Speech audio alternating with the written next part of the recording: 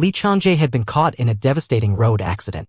He had been struck by a speeding vehicle and left sprawled on the wet road, his body drenched in blood, while his motorcycle lay in ruins some distance away. In that semi-conscious state, he had begun to reflect on how fleeting and meaningless life truly was. Thoughts swirled in his fading mind. Death could arrive in an instant, without warning and without reason. His blurry vision caught sight of a car nearby, presumably the one responsible for the accident. A woman had been standing next to it, but instead of reaching for her phone to call emergency services, she had simply stood there, her expression blank and detached. He had found himself wondering why she wasn't dialing for help. At that moment, it seemed like the most logical and humane thing to do. To his shock and disbelief, she had quietly stepped back into her vehicle and driven away, leaving him bleeding and helpless on the road. Rather than feeling angry, he had sunk deeper into a sense of futility. There had been no rage left in him, only a cold acceptance of how cruel and indifferent life could be. Born into poverty, he had struggled tirelessly to create a better future for himself, only to end up abandoned in the middle of the road with no one to care. The following morning, a poster had been placed near the site of the accident. It had been from the police, seeking any witnesses to a hit-and-run incident with a contact number provided. Even the gesture had felt hollow to him. He had questioned whether anyone would ever come forward for someone like him, someone without status or recognition. He had recalled hearing somewhere that every human life carried some divine purpose. He had wondered then, if a God truly existed, what purpose had that God intended for him? In the haze of near-death, something unimaginable had occurred. A glowing screen had suddenly appeared before his eyes. It had radiated a celestial light unlike anything of this world. On it, a message had been displayed: "Your discontent has been noted. As a reward, you have been granted a fresh start. Please tell us your desired life." Still barely conscious, he had stared at the screen in confusion. The divine glow of the display had given him the impression that it had descended from the heavens. The question had repeated itself again, prompting him to state what life he desired. He had wondered aloud if this meant he had been resurrected. The screen had confirmed that he had indeed been revived and that he simply needed to choose the new life he wanted. It had all felt surreal to him, like a story out of a fantasy novel.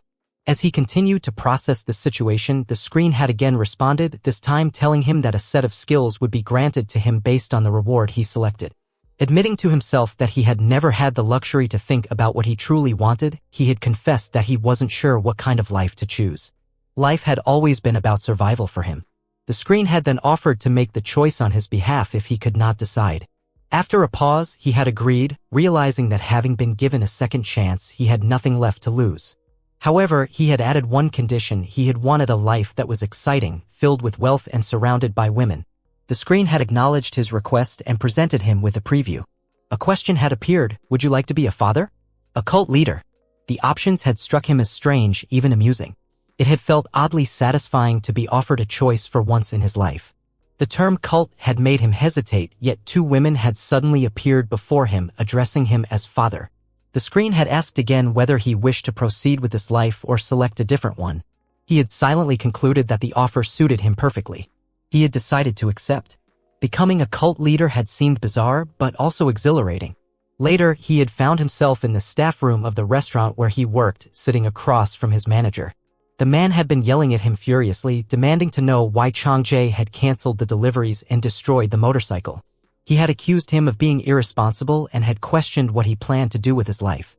Changjae had responded in a calm tone, telling him that he was done working at the restaurant, that he had been resurrected and that nothing tied him to the job anymore.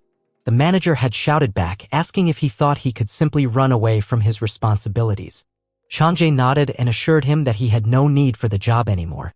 The manager, growing increasingly irritated, had demanded that he pay for the damage to the motorcycle. Changjae, on the other hand, had been distracted by another message appearing on the glowing screen: Cult Leadership Command. You can control someone for 10 minutes. Use a deep, commanding voice. Emotions, however, cannot be controlled. He had found the skill to be oddly specific. He had questioned whether it would truly work. As the manager had continued threatening to call the police, Changjae had contemplated testing the command. Despite his doubts, he had decided to try. He had told the manager that he had no intention of paying for anything but instead expected a severance payment, 10,000 won to be precise. In response, the manager had unexpectedly received a transaction notification on his phone: exactly 10,000 won transferred. The confused manager had asked if the amount was acceptable and Changjae had affirmed that it was. At that point, it had become undeniably clear to him: the power was real. There could be no other explanation. To test it further, he had called the manager again. When the manager had irritably asked what he wanted now, Changjae had told him that he needed a beating. The manager, expressionless, had simply said that he would stand still. Changjae had gone further, instructing the man to smash his own head against Changji's fist. The manager had obeyed, even asking how many times he should do it. Later that evening, under the hot spray of a shower at home, Changjae had quietly reflected on the surreal turn his life had taken. The manager had begged him to stop and handed over the cash, just as commanded. There had been no room left for doubt. His powers were real. For the first time in his life, Lee Changjae had felt what it meant to be in control. As he lay on his bed, his eyes were fixed on the strange screen before him. He found himself murmuring aloud, asking if he could refer to it as a status window. The words on the screen responded immediately, stating that he could call it whatever he wished. While continuing to gaze at the window, he asked another question, wondering whether he possessed any other powers. In response, the screen informed him that he could acquire additional skills as he leveled up. Intrigued, he followed up with another question, trying to confirm if there were indeed more levels to reach. The status window explained that the more frequently he used his existing skills, the higher his level would eventually become. He mused aloud, contemplating the implication that he would have to use his skills often. He mentioned his desire to obtain more powers and began wondering who he could possibly use them on. Just as he remained lying on the bed, lost in thought, the quiet was interrupted by persistent knocking on the door. A voice from outside called out, asking him to open the door, asserting that the person knew he was inside. He wondered silently who could be visiting him at such a late hour. When he opened the door, a girl stood there, demanding to know where her rent was. She insisted he pay it on time so she wouldn't have to come knocking again. This girl was Park Minju. He responded apologetically, claiming he had forgotten about it. Minju didn't hesitate and told him to pay her right away or transfer the amount to her account.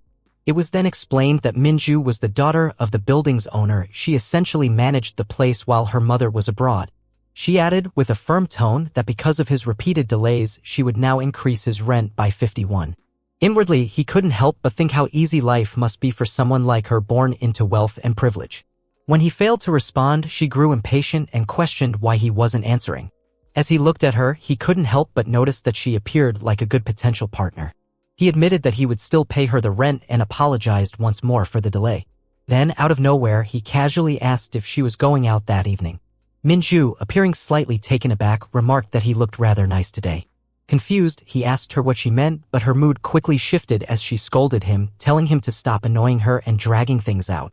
She demanded that he just pay her already. She continued by saying she didn't want to continue the conversation any longer. He was somewhat surprised and asked whether she wasn't being a bit too harsh, even if he had been late.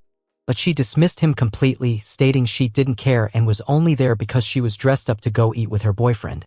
She instructed him to stop asking foolish questions and told him bluntly that she knew he didn't have the money. She gave him an ultimatum: either send the money by tomorrow or vacate the premises. Internally, he felt irritation bubbling up. Her harsh words were really beginning to get under his skin. As he stared at her, a mischievous thought crossed his mind: he could use his powers to teach Park Minju a lesson in manners. Feigning calm, he told her he would pay the rent right away but requested that she come inside his house first. Minju looked at him incredulously, asking whether he was joking. She demanded to know why she should go in, suspecting he might be planning something. She made it clear that she had no intention of stepping inside or listening to him. At that moment, the status window suddenly reappeared, declaring that the cult leader command had been activated on Park Minju. Alongside the message, a status bar and a duration timer were displayed. As if compelled, Minju walked into the house. Both of them sat on the sofa. She looked around in confusion, unable to understand what was happening. She wondered silently what she was even doing there, how her body had moved on its own the moment he told her to come in. She couldn't believe he suddenly had enough money to pay rent. She even wondered if he had robbed a bank. This wasn't the same timid and quiet man she had known. His demeanor had changed completely. He handed her a thick bundle of cash, telling her it covered the rent for both the current month and the next. She stared at the money in astonishment, thanking him politely while thinking to herself that she needed to leave the place as quickly as possible. But just as she was about to leave, he grabbed her wrist. He told her that before he gave her the money, he wanted something in return. Shocked, she asked him what he meant by that, begging him to let go, telling him that her hand hurt. She said she couldn't believe what he was saying. He brought up her earlier words that she didn't want to speak to him and had said so many harsh things. He questioned why someone like her wouldn't think a man like him could bring her into his home. Alarmed, she asked him if he was insane and repeated her question, what did he mean by something in return? With a cold and casual tone, he told her it was simple. She was a grown woman and should understand what he was implying. He even offered her an excuse, suggesting that if she left, she could tell herself she only did it for the money. He said he wouldn't pay her if she walked out, giving her the option to rationalize it however she pleased. Minju, increasingly disturbed, told him that what he was saying was wrong and strange. Yet, even as her thoughts raced, she realized with growing dread that her body was no longer under her control, it was moving entirely on its own. She told him firmly that he couldn't go back on his words later. He responded with a nod, saying that if he was satisfied with the upcoming workout session, he would let her go home, and from now on, she should act as his partner. She questioned aloud how she had even ended up in such a situation, unable to comprehend how things had come to this. As he looked at her, his thoughts wandered. He wondered what his first encounter with Park Minju had been like and soon found himself slipping into a vivid memory. Back then, he had been standing on the rooftop terrace, quietly smoking, when Minju passed by him. She had been dressed elegantly as if she was heading somewhere important. Upon spotting him, she had stopped and asked in a slightly condescending tone if he was a delivery man, questioning why he was smoking there. He had told her that he had just moved into the rooftop room and now lived there. She replied casually that the broker had mentioned a new tenant moving in and then asked his age. When he said he was 24, she remarked that they were the same age and informed him that she was the daughter of the building's owner, implying she had authority over the place. He had offered a handshake with a friendly tone, saying he would be in her care from now on. However, she had pulled her hand back harshly, clearly unimpressed. He had been taken aback by her cold reaction. She had warned him not to hang around the stairwell late at night and not to smoke, stating bluntly that if he didn't follow the rules, he'd be kicked out. With those final words, she had walked downstairs, calling him a careless tenant as she left. He had stood there, still processing the encounter, wondering what kind of person she was.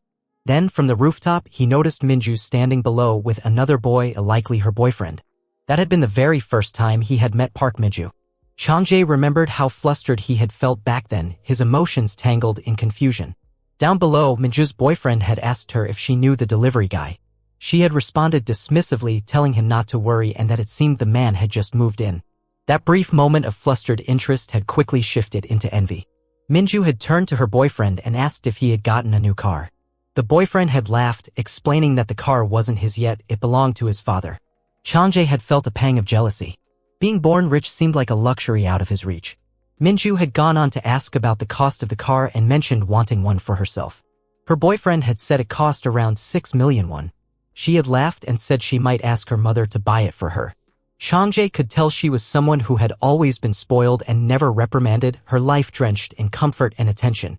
He had overheard her asking her boyfriend where they were headed, to which the boyfriend replied with a chuckle that they were going to a place where the wind touched gently. Watching her from behind, Changjae had thought bitterly that she belonged to an entirely different world, a world of comfort and luxury, while he remained shackled by poverty and struggle. He had seen her hand over a card to her boyfriend, insisting that she wouldn't ride for free and telling him to use the card for gas. The boyfriend accepted it casually. At that moment, Changjae had felt convinced that a girl like her would never associate with someone like him, a mere delivery worker. Snapping back to the present, Minju was now sitting in his room, both of them preparing for a yoga session. She asked him what he was doing, questioning whether he intended for her to stay there all night. She reluctantly agreed, though, seeming eager to finish the session quickly and leave. He looked at her, noticing how she sat at his feet, and thought to himself that he should make the session quick.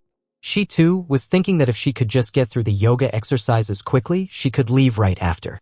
After the session, he commented that she was better than he had expected. Observing her expression, he noted silently that she still looked quite irritated. It seemed she still clung to her pride, perhaps because it had been a long time since anyone had challenged her. She asked curtly whether the session was done and if she could leave. At that moment, the status window displayed the remaining time of the command's effect. As she handed him all the money and turned to leave, he noticed there was still some time left. She, on the other hand, was confused, questioning herself silently about why she was still lingering in his room. He looked at the screen and asked what would happen once the cult leader command duration ended. The screen responded that when the time expired, the target would act according to his desires. He thought to himself that it meant he could do anything he wanted within that window. Even if he ordered her to continue the yoga session, she would only stop 3 minutes later. The time was limited, but he considered the opportunity. She interrupted his thoughts, asking again what he was doing. He responded casually that he was running an experiment. In his mind, he resolved to push her further. He wanted to make her as enthusiastic about the workout session as he was. He began teaching her more advanced exercise techniques, and soon the status window indicated that the cult leader command had been reactivated, displaying a new duration timer. However, as they continued, she started feeling uneasy and questioned whether they should stop the exercise. She was beginning to sense something strange. Her thoughts became more anxious. If they kept going like this, she felt she'd become too exhausted. Just then, the status window showed that the time limit had ended. The cult leader command no longer worked on Park Min-ju, it had expired. After the workout ended, he looked at her and remarked that her reaction had been better than he had anticipated, noting that she seemed like she had been starving for this kind of attention or challenge. She, meanwhile, found it all very strange. Her mind felt blank and she couldn't summon the strength to move her body properly. He asked her whether she had any complaints about what had happened. But her thoughts were growing heavier. She felt the need to stop him from continuing with any further sessions. If it went on like this, she felt she might die from sheer exhaustion. She finally called out his name. He turned toward her and acknowledged her with a calm, yes. Park Min-ju, watching her expression closely. Changjae suggested they begin the workout session again, thinking it was time to resume. However, Min-ju interrupted his intention by stating that she needed to take a shower first, explaining that she was sweating too much. As she walked toward the bathroom, Changjae remained seated outside, quietly observing the status window in front of him. His mind wandered as he processed the situation, realizing that he had expected her to refuse outright and flee, yet here she was willingly heading into the shower. This unexpected turn of events didn't seem like a bad deal for him at all. While he waited, the status window presented a new message, informing him that he had completed the quest. It declared that the cult leader command had been used 2 times and congratulated him, announcing that a new reward had been unlocked, believer management. The system explained that Park Min-ju had been successfully registered as his believer and that he now had the ability to manage her as a follower.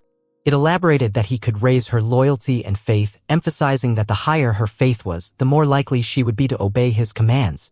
Changjae paused to consider the concept of faith and asked mentally what exactly it entailed. The status window responded that faith could be increased when the believer experienced happiness because of him. As he processed the idea, a detailed profile of Park Min-ju appeared, labeling her as a believer filled with doubt. The entry explained that she was the type who would pretend to follow commands only when she was frightened or had no better option. This clarified the reason why she had gone into the bathroom so suddenly, and it became evident to him that her obedience was not entirely sincere. He found the concept intriguing and wondered if having a high enough level of faith meant he wouldn't need to rely on issuing commands at all. The system confirmed this thought and pointed out that his way of thinking was quite blunt. Another notification appeared, indicating that due to Park Min-ju's fluctuating faith, he could now listen to her internal thoughts. According to the system, she was trying to run away and actively seeking a method of escape. Changjae silently challenged that conclusion, thinking that if she still wanted to flee, it meant she wasn't truly willing to be his workout partner. The window presented a new goal. He was now required to increase her happiness to a certain threshold within a specific time frame. A reward would be granted upon success. He contemplated whether he should actively work on raising her faith in him. Inside the restroom, Park Min-ju was struggling with the small window, trying to open it. She grumbled to herself, annoyed at how narrow it was, and attempted to squeeze through in hopes of escaping. At that moment, Changjae suddenly appeared behind her and calmly commented that the window was indeed too small for her to escape through. She turned around, visibly shocked and panicked, and hastily claimed she hadn't been trying to run away. She added that she usually took long showers up to 3 hours at times. Changjae agreed with a light tone and explained that he had thought as much, which was why he had come to assist her. He reminded her that now that she had finished showering, they could resume the exercise session. The status window updated again, revealing that Park Min-ju's excitement was beginning to rise once more. They started exercising again. As they moved through the motions, Min-ju's mind felt clouded and disoriented. She couldn't make sense of her actions, questioning why she was doing all of this with a boy like him. Her thoughts drifted to the past, recalling her time in university when friends and upperclassmen would invite her to hang out. Whenever they asked her if she was free or wanted to join them, she always replied coldly that she had no interest in playing around. Changjae had already known she was far from easy. When male classmates tried to approach her, she would tell them bluntly to get lost. She was highly popular among her peers, both in school and at university. During group projects, she would sometimes disappear without responding, and when her sunbaes confronted her, she would apologize vaguely, explaining that she had gone off-grid. Her seniors would usually forgive her, brushing it off by saying the grades were already bad anyway, and would even joke about getting others to complete her part for the sake of preserving her marks. Back in the present, Minju found herself overwhelmed. She questioned why someone like her, who had never heard a single harsh word from others, now stood in such a humiliating position. Chang-jae, having concluded the workout session, informed her that everything was over and she was now all clear. His mind, however, was beginning to spiral. He noticed the scent of her hair and the subtle fragrance of her soap. He couldn't help but wonder where the haughty, arrogant expression from earlier had gone. He asked her if she had enjoyed the session too much. She denied it firmly, insisting that she hadn't felt anything and hadn't enjoyed it at all. The status window displayed new information, revealing that Park Minju was lying. He found her denial amusing and accused her of being shameless, laughing at her hesitation. She grew flustered and asked nervously what he planned to do next. He reminded her that she had just said she hadn't felt anything, as if repeating her own excuse back to her. The status window flickered again, indicating that Park Minju's excitement was continuing to increase during the workout session. Chang-jae observed Minju's reactions closely. He asked her how she was feeling and whether even this exercise routine failed to stir anything within her. Despite the growing tension in the room, Minju maintained a steady expression and insisted once again that she didn't feel anything. Her voice lacked conviction, but she clung to the denial as if it were a shield. Chang-jae, however, was unconvinced. Internally, he noted how transparently she lied. Her eyes, her body language, even the slight quiver in her voice made it obvious. He found her denial frustrating yet fascinating. Minju tried to explain that she wasn't someone who enjoyed physical exercise, that it simply wasn't part of who she was. At that moment, the status window blinked again, informing him that Minju's excitement had increased and that she was currently engulfed in confusion. Chang-jae leaned back slightly and processed that update. If she was truly confused, then that state of disarray might be something he could use to his advantage. His gaze lingered on her for a moment longer as he mentally noted that she looked genuinely conflicted, like someone at war with herself. The status window responded again, this time with a command option. It indicated that, by deepening his voice and using a firm tone, he could activate a temporary 10-minute control over her, though he would not be able to manipulate her emotions directly. The profile window for Park Minju appeared once again, clearly listing her as a believer, but one whose thoughts were still erratic and reactive. She tried to refute everything he said, still desperately clinging to the narrative that she didn't want any of this. Successfully completed. The time limit and difficulty level were displayed, along with the reward details. Park Minju's faith had increased, and she was now officially recognized as a regular believer, someone who would try to follow commands even without the use of external pressure. Upon reading this, Chang-jae's face lit up with excitement. He realized that he had succeeded in changing something fundamental within her. As they wrapped up the session, he told her that it was over and she could get down now. He assured her that he would send her home. But as he looked at her more closely, he noticed that her eyes had shut and her body had gone limp. She had fainted, her body clearly unable to handle the physical and emotional strain. Later that night, while she was sleeping beside him on the floor, she began murmuring in her sleep. Chang-jae glanced at her, surprised. It felt strange to see someone like her, usually proud, composed, and cold, reduced to a vulnerable, childlike state.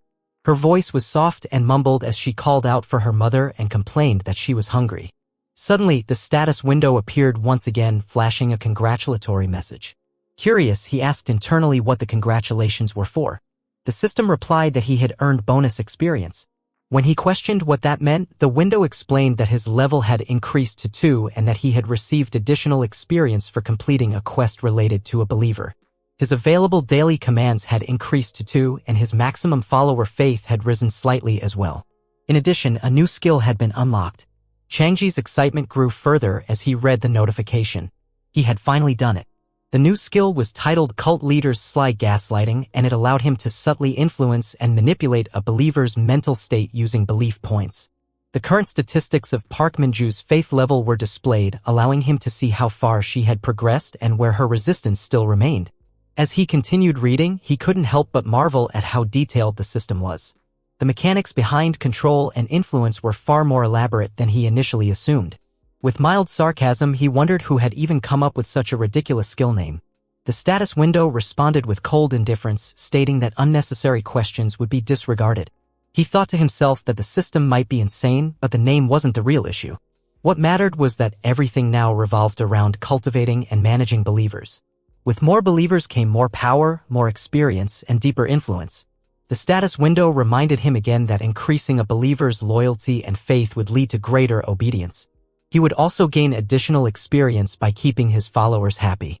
All these new benefits painted a clear picture. His path forward now depended entirely on managing his believers wisely. Beside him, Minju continued sleeping, still murmuring dreamily. She asked her mother not to give her more sausages and mentioned that her jaw hurt. He looked down at her fragile form and thought to himself that ultimately the role of a cult leader involved one essential responsibility: gathering more followers. The question now echoed in his mind: who should he turn into a believer next? Several days later, in Darim, Chinatown, a girl approached a group of rough-looking men who seemed to operate outside the boundaries of the law. With nervous urgency, she asked them for help. One of the men listened to her explanation and repeated her story to confirm she had hit someone with her car, but it hadn't been reported and no one had gone to the hospital.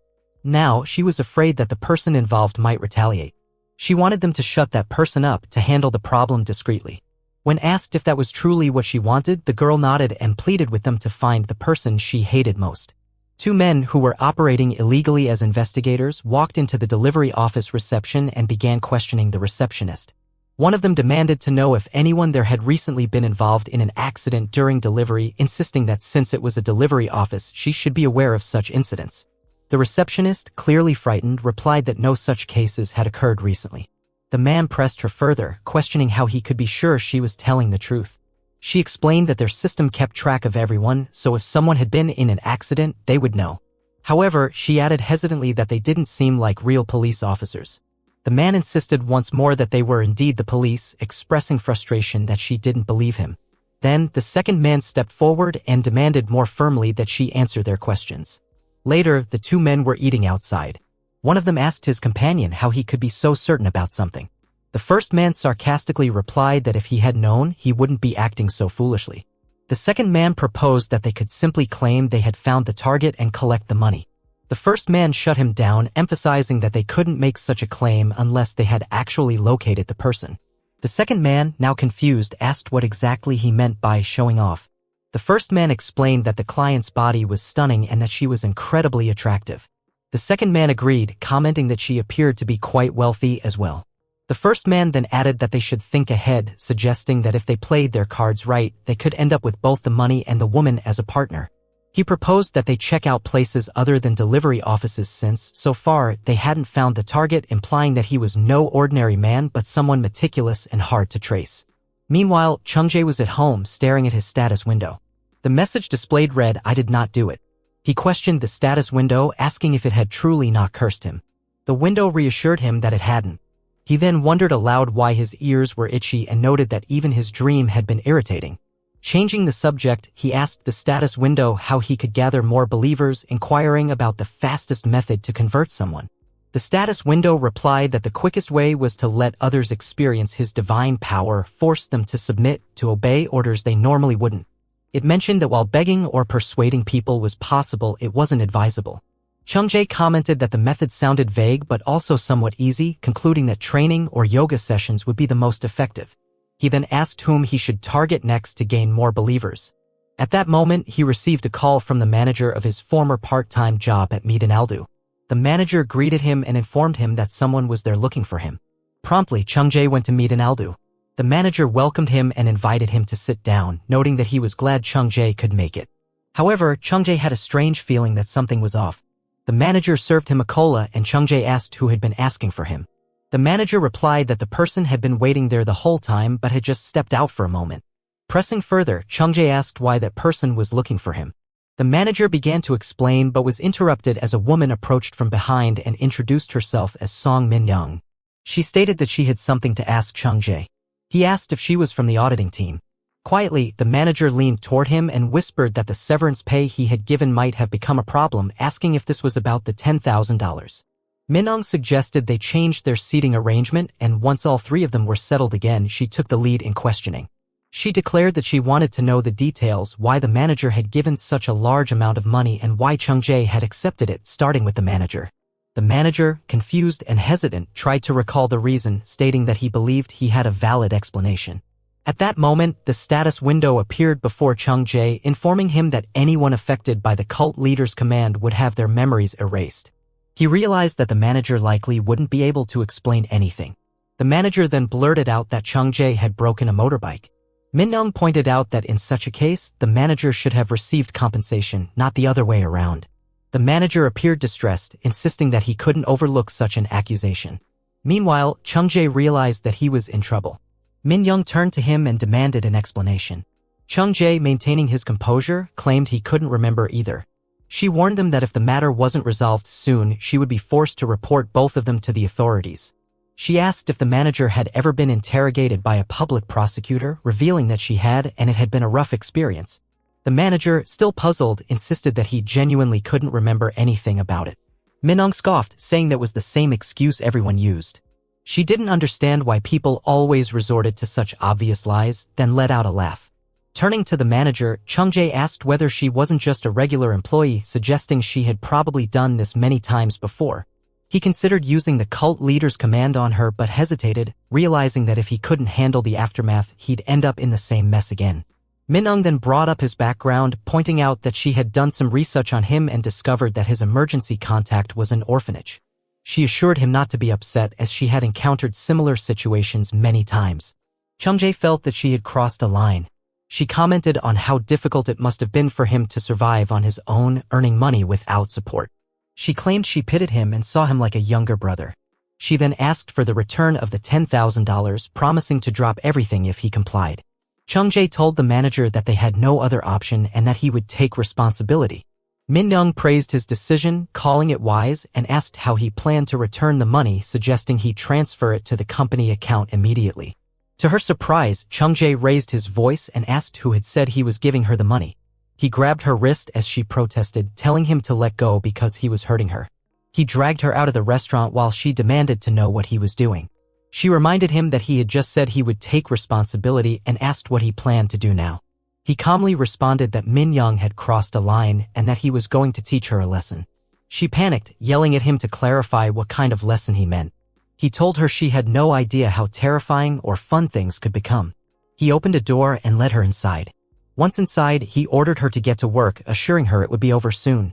She continued to ask what he intended to do and whether he was really that upset just because she had called him an orphan. He finally declared that her punishment would be to participate in a yoga session with him. At that moment, the status window displayed that a new believer had been created, along with the difficulty level and the reward. In a dimly lit room, Chung Jae had blinded and tied up Min Young. She kept struggling and calling out, demanding to know what was happening. Her voice carried a mixture of frustration and disbelief as she shouted that men like him were all the same and told him to hurry up and untie her. Despite her pleas, Chung Jae remained silent, offering no response. Min Young grew anxious and called out again, asking whether he was still there, insisting that he hadn't left and questioning what he even wanted from her. In his thoughts, Chung Jae observed that she seemed to be exhausting herself. He reminded himself that she had already guessed his intentions earlier, that he wanted her to become his partner during the exercise sessions. He admitted silently that he had expected this reaction but still felt uncertain. Min Young, sensing the situation wasn't going her way, retorted that once she got out of there, she would have him arrested and sent straight to prison. Chung Jae noted mentally that she wasn't an ordinary woman. Even in a scenario where fear should have overtaken her, she continued to fight back, or perhaps it was all just an act. She commented that since he had expected this confrontation, things might progress more smoothly now. At that moment, Chung Jae removed the eye cover and stated calmly that, regardless of the direction things would take, it was unfolding exactly as he had intended. He then suggested that they make a bet. Min Young looked at him warily and asked what kind of bet he meant. He explained that if she could resist him, then she would win. If she did, she could do whatever she liked, report him, have him arrested, or even kill him. He also promised to return the $10,000 if she succeeded. He asked her how that sounded. She stared at him in disbelief, questioning what kind of twisted bet this was, and pointed out that he was clearly a criminal. He told her to just go ahead with it. At that moment, the status window appeared, stating that the cult leader command had been activated. He addressed her, accusing her of provoking a so-called criminal with reckless words. He warned that if he decided to subject her to a harsher training session during the workout, she might regret it. He continued by saying that she didn't want to lose the money and become a laughingstock back at the office. He claimed he was giving her a chance, one last opportunity to choose. Min Young, sensing the pressure, asked for confirmation, wanting to know if he was being truthful and not playing with her. She hesitated but eventually agreed, telling him that he had to keep his promise. Though she recognized that the entire thing was clearly a trap, she still found herself accepting the offer from this twisted man who wanted her as his workout partner. With a deep breath, she agreed to the bet. The status window then confirmed that Song Min-young was overwhelmed with emotion and unable to comprehend why the quest had been marked as complete. It also indicated that a new believer had been created, displaying the difficulty level and the reward associated with it. Chang-jae thought to himself that she was truly exceptional. In a situation where most people would freeze in terror, she had shown no visible fear. He noted that 10 minutes were nearly up but wondered aloud what she was planning now in regard to timing. Min-young smirked and suggested that calling the police now would be perfect timing. She wondered whether anyone would even come visit him once he was in prison. Chang-jae, noting her continued resistance, concluded that perhaps he had been too lenient with her. The status window displayed a new objective: raise the believer's loyalty. It explained that the stronger the believer's faith, the more obedient they would become to his commands.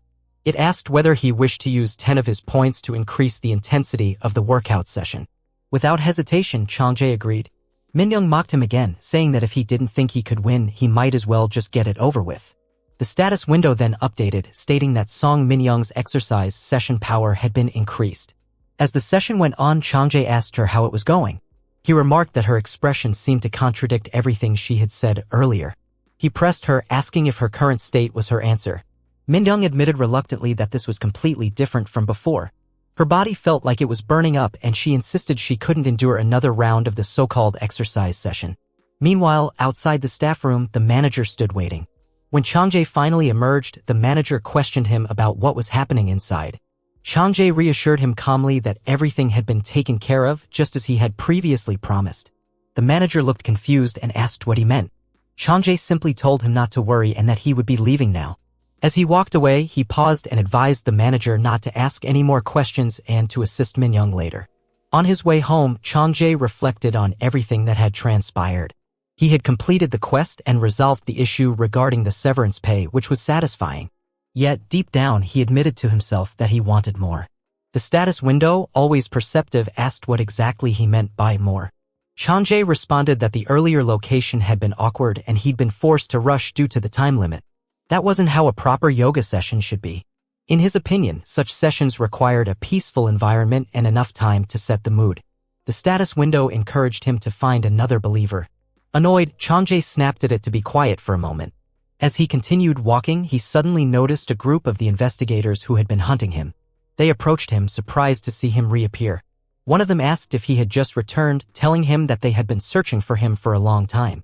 They mentioned that they were close to giving up when they spotted someone riding a scooter down a nearby alley. The investigators warned him not to try anything foolish.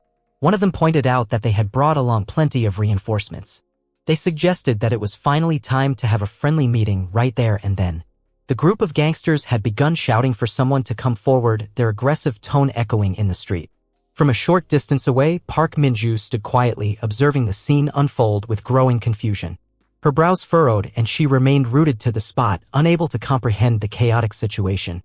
A sense of unease spread through her as she wondered silently what on earth was happening before her eyes. Meanwhile, the investigators, if they were indeed investigators, were approaching Chang-jae, ordering him to come forward and remain calm. Their tone was commanding, but Chang-jae found himself debating inwardly whether to use his cult leader's authority. However, seeing the number of men present, he concluded that there was no real point in doing so. The odds weren't in his favor.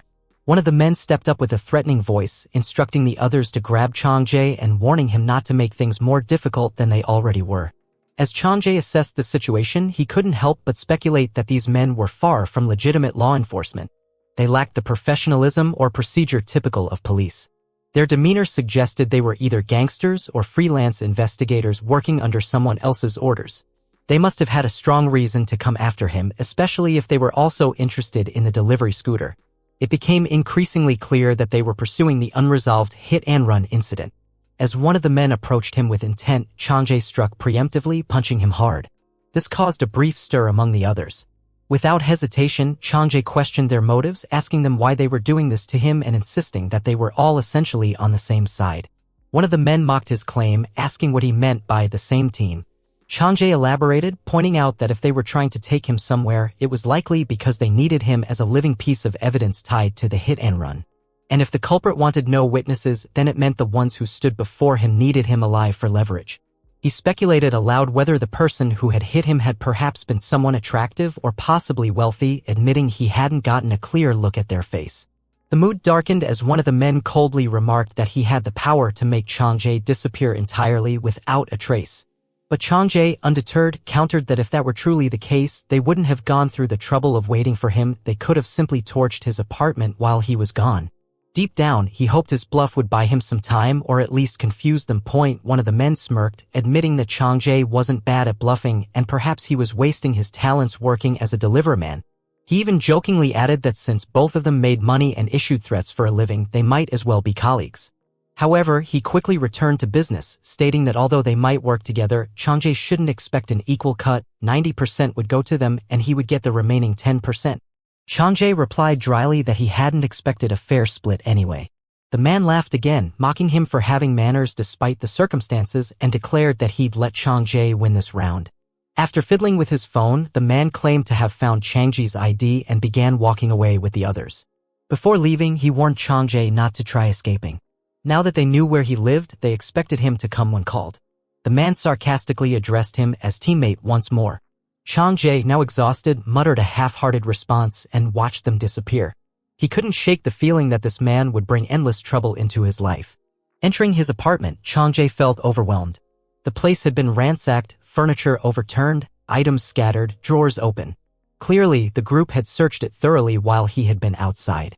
Muttering to himself, he expressed irritation that they couldn't even clean up after themselves. The status window appeared with a comment asking if he planned to clean up the mess. Changjae muttered back that he'd handle it tomorrow, explaining that he simply didn't have the energy to deal with it at the moment. He collapsed onto the bed, reflecting on the uneasy alliance he had formed with the gang leader to temporarily escape the situation. Yet, he remained wary. If that man gained too much control, he might go so far as to sell Changji's organs. Still, considering he had been intending to track down the person responsible for the hit and run anyway, at least now he had someone indirectly connected. The status window reappeared with a new notification. One of his believers now had emotional categories to be managed. Specifically, it stated that Park Minju's guilt toward you had been added. Puzzled, Changjae studied the message and wondered why she was feeling guilty about him right now. The answer came quickly. The window revealed that she regretted giving his personal information to the investigators. A laugh escaped from his lips as he read this. He concluded that Park Minju definitely needed to be taught a lesson. The following day, Park Minju and her boyfriend, Jo Byung-jun, were riding a train together, seated side by side in silence. Byung-jun noticed something was off. Her expression had been strained all day and she hadn't spoken much. He gently asked her what was wrong and if something was bothering her. She brushed it off, claiming she was simply drunk. But he didn't buy it. He pointed out that she hadn't even touched alcohol. He lamented how distant she had become lately, how quiet she remained even when they were together, and how it saddened him to see her so distracted. Without answering directly, Park Minju stood up suddenly, saying she needed to stretch her back. As the train doors slid open, Byung-jun offered to accompany her, but she declined, telling him to rest since he was likely tired. He protested, saying he had wanted to spend the entire day sitting beside her, but she dismissed his concerns and told him to stay put. As she walked away, a troubling thought crept into her mind. Something was definitely wrong with her behavior. Her memories drifted back to the day the investigators had appeared near her building. One of the men had identified a wrecked scooter, noting that it likely belonged to the delivery man involved in the hit and run. Their leader, Hyungnim, agreed, suggesting the man must be hiding nearby. When Park Minju had confronted them, they questioned her identity and why she was there. She had boldly demanded to know why they were loitering suspiciously in front of her building and warned them that she'd call the police if they didn't leave. They had only smirked, accusing her of possibly breaking the law herself and threatening her with jail. Their strange behavior unsettled her. One of them had then stepped forward and revealed that they were police officers. He asked if she knew who the scooter belonged to and warned her that if she didn't cooperate, they might have to bring her in for questioning. The fear had overwhelmed her and she had ended up spilling everything she knew. Coming back to the present, Minju stood quietly in the train carriage, anxiety weighing on her chest. Everything made sense now. Those men hadn't been police at all, they were gangsters. She began to wonder if Changjae himself had once been involved in such activities. The thought made her stomach churn. What if something bad happened to her now? While she stood, caught in her worries, Changjae suddenly appeared beside her. Byung-jun remained asleep on the bench. Without warning, Changjae placed a hand gently on her face and warned her to stay silent unless she wanted her boyfriend to notice them. She froze in shock, unable to believe that he was there, and asked in a whisper what he was doing. Changjae responded calmly, implying that she already knew why he had come. Panic began to stir within her as she questioned whether he had found out that she was the one who had given his information to the gangsters. He confirmed her fears by expressing disappointment, saying he hadn't expected her to be that kind of person. He accused her of ruining his night and asked her how she planned to make up for it. The status window notified him again. Her guilt had naturally increased.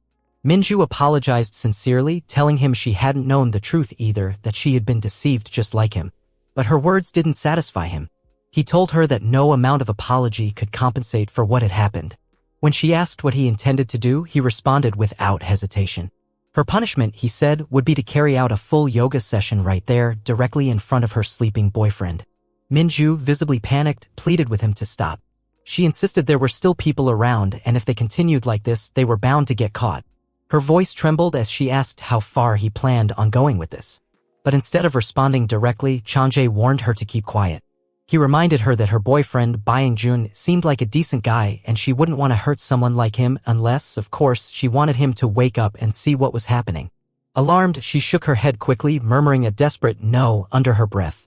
He smirked at her helplessness and leaned in closer, his voice low and taunting as he demanded that she show him just how excited she really was. Inside, Minju's thoughts raced. She felt cornered. Her instincts screamed to resist, to run, but her reality was far more complicated. She reasoned to herself that avoiding further humiliation or confrontation with Byung-jun meant going along with Changjae just this once. She wasn't agreeing, she was surviving. When she quietly asked if they could stop, hoping to appeal to some shred of decency in him, he responded coldly, demanding to know who had given her permission. He wasn't letting go of the power he held. She sat frozen, her body tensed with shame and disbelief. The weight of what was happening bore down on her. Her mind reeled with the thought that she should be angry, outraged even, yet somehow the intensity of the situation only amplified her emotions. The proximity of her sleeping boyfriend made the sensations sharper, the confusion deeper. It felt wrong in every possible way, and yet the thrill that came with fear left her emotions tangled in knots. The status window appeared, flashing a simple message: Park Minju's stamina has increased. She noticed it, barely acknowledging the absurdity of how her body was reacting. She whispered to herself that she didn't understand what was happening anymore, that she couldn't continue with things like this. Her thoughts were spiraling. The train slowed as it approached Jungkook Station. Minju glanced up and muttered the name of the stop with a disconnected tone. Around them, whispers had begun to spread. Fellow passengers, many of whom had been watching discreetly or catching glimpses of the strange tension between the two, were now talking openly. One person commented about how wild the couple had seemed. Another joked that they must have headed off to a motel to finish their strange workout. A third passenger, with clear amusement, said he wished he had filmed it. Some added that the girl had been particularly beautiful, almost too beautiful for such a scene. After the train came to a halt and the passengers filed out, Changjae turned to Minju with an expectant expression. With the crowd now gone, he remarked that it was time for him to receive the rest of her apology. He wasn't finished yet. He demanded she continue the workout, making it clear that she didn't have the luxury to refuse. In his thoughts, he couldn't believe what a rare opportunity this was, a girlfriend submitting herself right in front of her sleeping boyfriend. He wasn't going to let it slip away. He told her he'd end the session soon, but only if she requested it herself out loud. Minju hesitated, her pride crushed, her conscience in turmoil. But if asking meant it would end faster, she forced herself to comply. Every word felt like betrayal, not just of herself, but of the one person who trusted her most. Changjae then pressed her again, telling her to be completely honest. No more evasions, no more diluted truths. He wanted to know how it truly felt for her. When she whispered that it was the best workout she's ever had, he pushed even further. He asked how it was compared to her boyfriend. The answer came slowly, painfully. She admitted that Changjae trained her better than Byung-jun did. The status window flickered to life again, displaying a warning. Park Minju's mental state is starting to collapse, unstoppable effect triggered.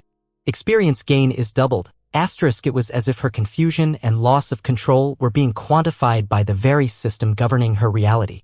She stared at it, unable to respond.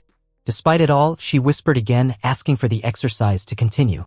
Her own voice startled her, pleading, vulnerable and foreign.